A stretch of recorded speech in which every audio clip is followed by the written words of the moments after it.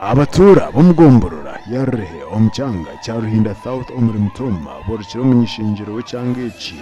ngo batwire benamerirwe abo buherezana munwa cya kamizi amashanyarazi n'ibindi abo munyishingiro w'cyanga iki abe nabarondamo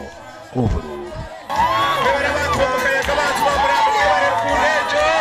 konkanye nakutumebi ngana bitumere na Juliet Hechito chikusaza mnongano wa chairman LC1 education eyanjire yagenda muzo mwishengero mutugambire education omuntu wahansa ino kuruha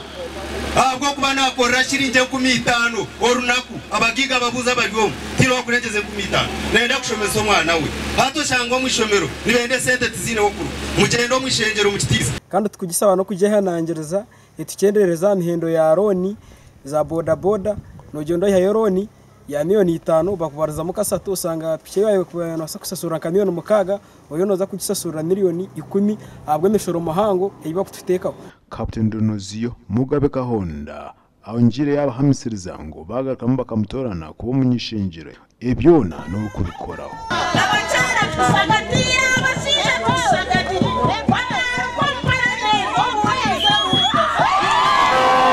Inda South yitwetongora twarwo mu Rwanzu rwawo hatubwenu bariyo benangu batandike kujikuraterera abo kwani benangu bategeke district yoni echo ni chikafuhe go di consequence yitwa gitukajiyare trillion turwana na town council ya Rubanga ngweka ba town council na yeta nkakutunge sente za town council ezinde ziri kutumba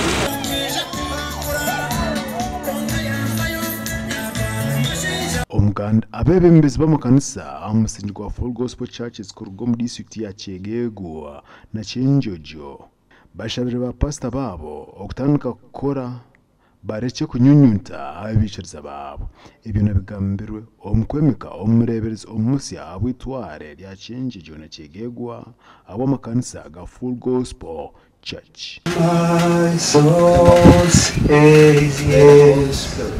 Ningoza kusaba inywe n'abarukumbuririza abalisa n'abarulereza mu madara gatarukusana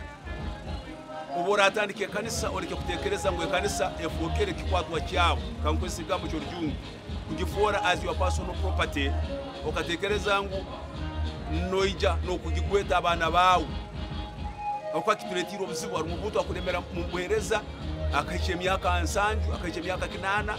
ngo abo kwalemira mba ekisibone kibugirira ngo nagirora nkendugiro yokubahokwe as a source of survival. Bishop, as you said,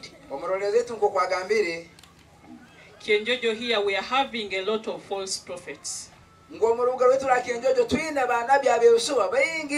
Because in most cases, you find their prophecies are just around the neighbors. Emikoro yokwemeka omurebereza omusya ebembiremo omurebereza mukuru wekanisa ya Full Gospel Churches okweto Rihanga